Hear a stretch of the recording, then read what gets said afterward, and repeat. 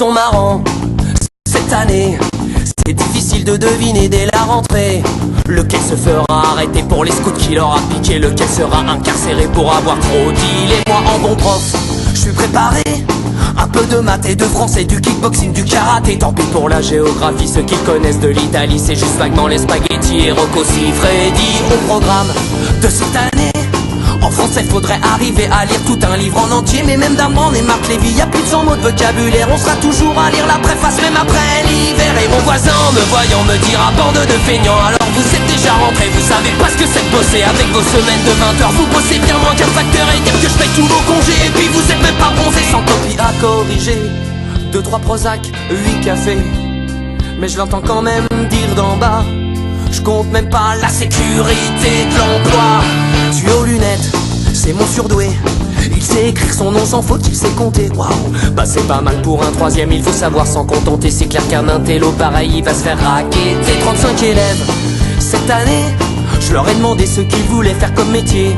J'ai dit Zidane, 15 Amel Bent et 9 Booba. Un original qui veut faire vigiler avocat. Il a dû voir chez Courbet c'était pas mal d'être avocat si jamais t'allais en prison. Ils croient qu'ils auront leur brevet en regardant l'île de la tentation. Merci pour tout ce que fait pour eux la télévision. Et mon voisin le même qui hier me dira bande de fonctionnaires. Alors vous êtes déjà rentrés, vous savez pas ce que c'est bosser. Avec vos semaines de 20 heures, vous bossez moins qu'un contrôleur. Et dire que je paye pour mon gamin, il a redoublé son CE1. Vite les bulletins à remplir, 2-3 Prozac et 8 Kir. Mais je l'entends quand même dire d'en bas. Je compte même pas la sécurité de l'emploi. Les directives du ministère nous imposent faire des réunions plus régulières. On en fait même pour planifier les prochaines réunions, pour décider de ce qu'on peut donner sans risque comme sanction. Fini les notes, de temps en temps faut juste leur envoyer des SMS d'encouragement. L'évaluation c'est pas toi qui l'a fait, eux ils disent si t'es cool. Je préfère encore qu'ils me donnent des notes plutôt que des coups de boule. Impossible de les faire redoubler. Les pauvres chéris, faut surtout pas les perturber.